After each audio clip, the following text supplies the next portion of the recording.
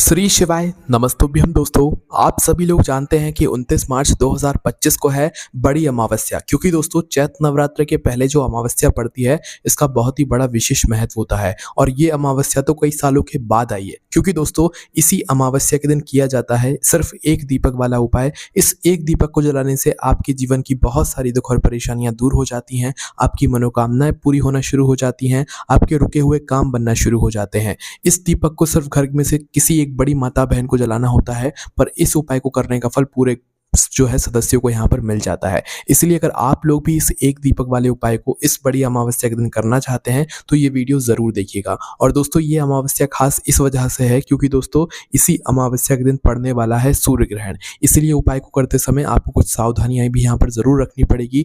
इसलिए जिसको भी इस एक दीपक वाले उपाय के बारे में पहले से पता है वो भी इस वीडियो को ज़रूर देखे, क्योंकि सूर्य ग्रहण के समय पर हमें भूल से भी जो है उपाय नहीं करना है, सूर्य ग्रहण के बाद ही करना है। और क्या क्या सावधानियां रखकर करना है ये भी इस वीडियो में हम आपको यहाँ पर बताएंगे। देखो कई बार हमारे घर में कुछ ऐसी परेशानियां होती हैं जिनका हल कभी हमारे पास होता ही नहीं और ना निकलता है। हम चाहे उस समस्या के लिए कोई उपाय कर लें, कोई व्रत कर लें, कोई नियम कर लें, पर जब भी हमारी घर से जो है दुख और परेशानियां दूर नहीं होती हैं तो उसका एक ही कारण होता है कि उस समय पर हमारे घर के जो पितृ होते हैं, हमारे घर के जो पूर्वज होते हैं वो हमसे नाराज हो रहे होते हैं। तो भाई अगर उनको प्रसन्न करना है तो उनको ही प्रसन्न करने वाली ये अमावस्या है जो कि चैत्र नवरात्र के पहले पड़ रही है। और अमावस्या का खास कारण हमने आपको बता ही दिया कि इस दिन जो है सूर्य ग्रहण भी यहाँ पर पड़ रहा है। ठीक है, तो आखिर दोस्तों इस एक दीपक वाले उपाय को कैसे किया जाता है और सूर्य ग्रहण रहते हमें इस उपाय को कैसे करना है, ये सारी जानकारी हम आप लोगों को अब देते हैं, है ना। तो देखो इस उपाय को घर में से सिर्फ एक बड़ी माता बहन को करना होता है जो घर की बड़ी होती हैं। ठीक है, उन माता बहन में से कोई भी एक माता बहन घर की जो बड़ी इस उपाय को करती है, उसके उपाय को करने के बाद जो है उसके पूरे घर परिवार के सदस्यों को इस उपाय को करने का फल मिल जाता है। मतलब कि घर में सुख और शांति आना शुरू हो जाती है, घर के सदस्यों के काम बनना शुरू हो जाते हैं, घर में सभी सदस्यों की मनोकामनाएं भी पूर्ण होना शुरू हो जाती हैं, क्योंकि आप इस उपाय को करने के बाद अपने पितरों को प्रसन्न कर लेते हैं। और जब आपके पितृ प्रसन्न हो जाते हैं तो जो काम नहीं भी होने वाला होता है वो भी आपके लिए सब कुछ अच्छा ही यहाँ पर हो जाता है। ठीक है, और हमारे पास ऐसे मौके नहीं आते हैं अपने पितरों को प्रसन्न करने के लिए। चैत्र महीने की या चैत्र जो नवरात्रि होती हैं इसके पहले जो अमावस्या पड़ती है ना, ये पितरों को प्रसन्न करने के लिए बहुत ही विशेष अमावस्या मानी जाती है।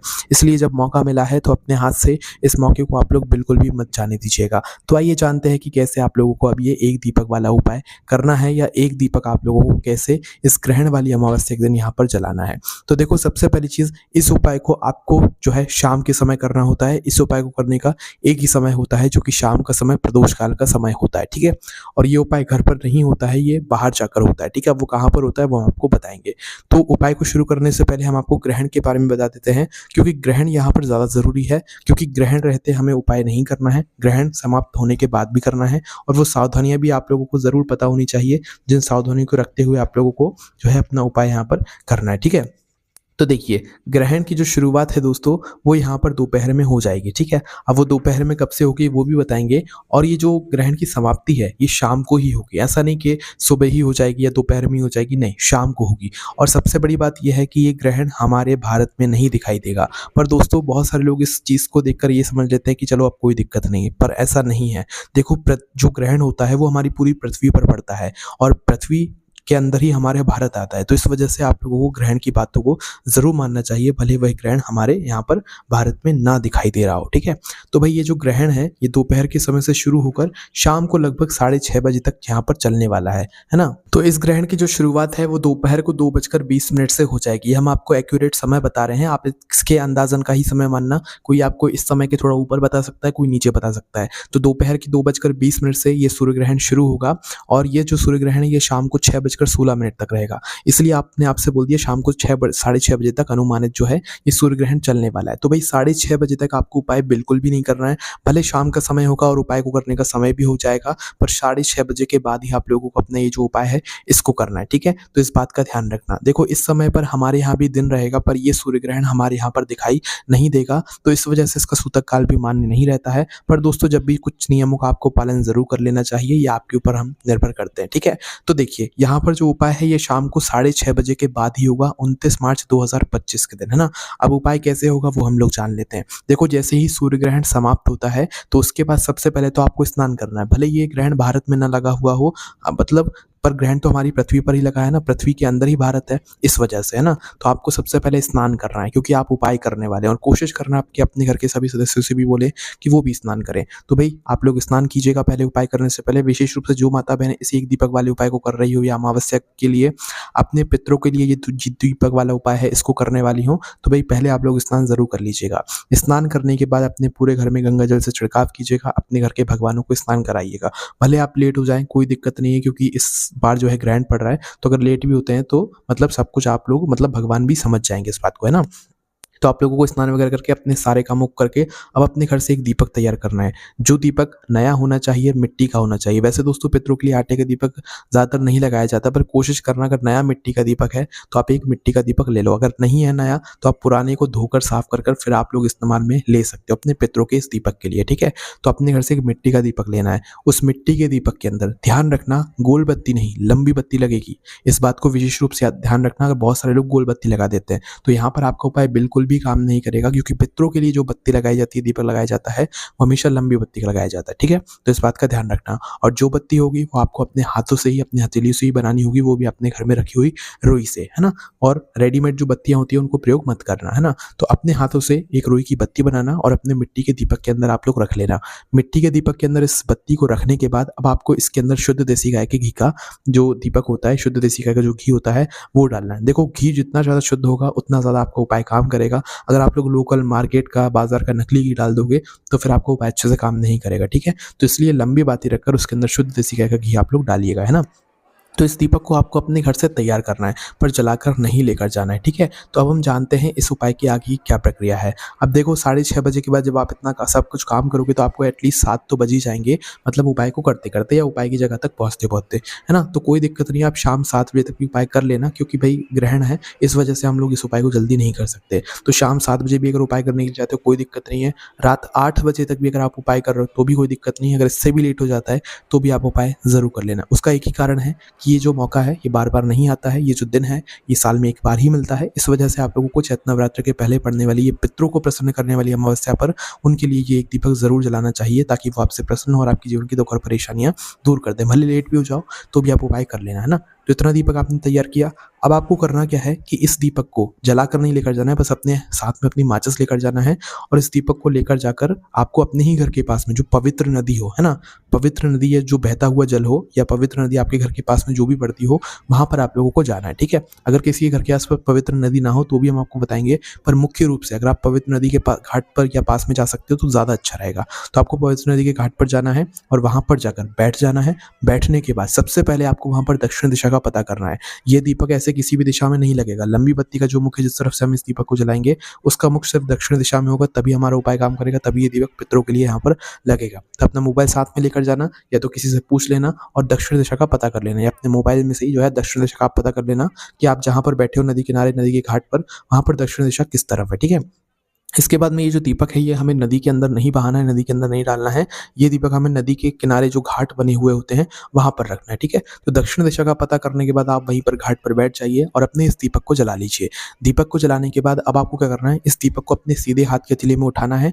उठाने के बाद आपको दक्षिण दिशा की तरफ अपना मुख करना है और जिस तरफ से आपकी ये लंबी बत्ती जल रही है, क्योंकि लंबी बत्ती तो एक ही तरफ से जलती है, तो जिस तरफ से आपकी ये बत्ती जल रही है उस तरफ आपको अपनी इस लंबी बत्ती का मुख कर लेना है, ठीक है। अपना भी मुख कर लेना है और लंबी बत्ती का भी मुख दक्षिण दिशा की तरफ ही कर लेना है। इसके बाद में आपका दीपक जैसे ही आप जला लेते हैं सीधे हाथ की हथेली में उठाकर दक्षिण दिशा की तरफ इसकी बत्ती का मुख कर लेते हैं, तो एक बार आंखें बंद करके अपने पितरों का थोड़ा स्मरण कीजिएगा, अपने पूर्वजों से थोड़ा ध्यान कीजिएगा, उनसे बोलिएगा अपनी जो भी परेशानी है और उनसे अपनी गलतियों के लिए क्षमा मांगिएगा और उनसे ये भी बोलिएगा कि हम आपको प्रसन्न नहीं कर पाए हो या हमसे अनजाने में कोई गलती हो गई हो तो उसके लिए आप हमें क्षमा कीजिएगा। ऐसी आपकी प्रार्थना करते हुए और आपकी कोई परेशानी चल रही है तो उसका स्मरण करते हुए इस दीपक को आपको अपने पितरों के नाम से, पूर्वजों के नाम से वहीं पर नदी के पास में जो घाट बना हुआ जहाँ पर आप बैठे हुए हैं वहीं पर रख देना है। बस बत्ती का मुख दक्षिण दिशा की तरफ होना चाहिए और आपका भी मुख दक्षिण दिशा की तरफ होना चाहिए जब आप इस दीपक को रख रहे हो, ठीक है। इस दीपक को उस नदी के घाट पर रखने के बाद आप एक बार और हाथ जोड़कर पूर्वजों से, अपने पितरों से प्रार्थना कर लेना कि आपके जीवन में जो भी दुख और परेशानी आ रही है वो ना आए, वो सब कुछ दूर हो जाए और आपका जीवन यहाँ पर अच्छे से यहाँ पर चले, है ना। और अनजाने में जो भी आपसे गलती हो गई है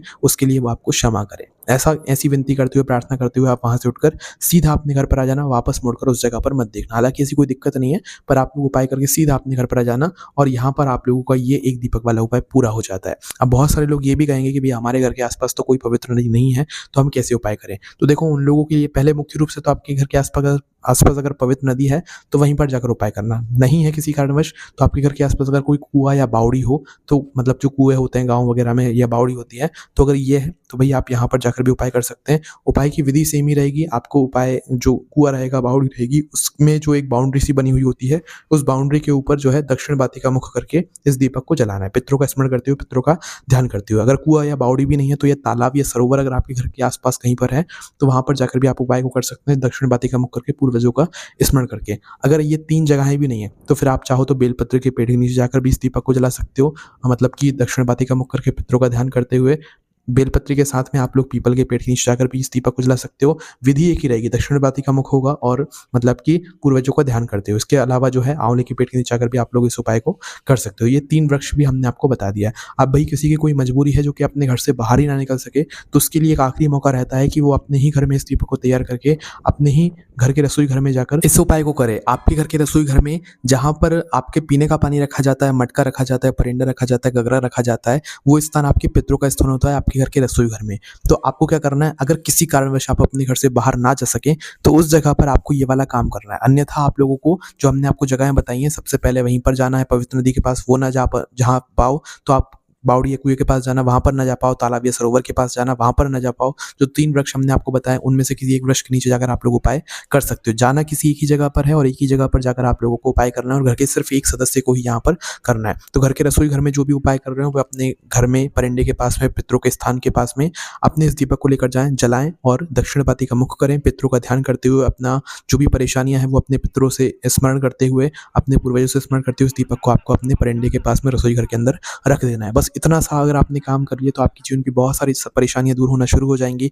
आपके पितर अपने आप ही आपसे प्रसन्न होना शुरू हो जाएँगे और आपके जो भी रुके हुए काम है, वो अपने आप बनना शुरू हो जाएँगे। इसके अलावा दोस्तों, अगर आपके मन में कोई प्रश्न है इस उपाय से जुड़ा हो, तो उसे हमसे कमेंट करके पूछ सकते हैं। हमारी वेबसाइट भोलेनाथभक्ति.com पर भी आप लोगों को ये वाला उपाय पढ़ने के लिए मिल जाएगा। ओम नमः शिवाय, जय भोले बाबा, श्री शिवाय नमस्तुभ्यम।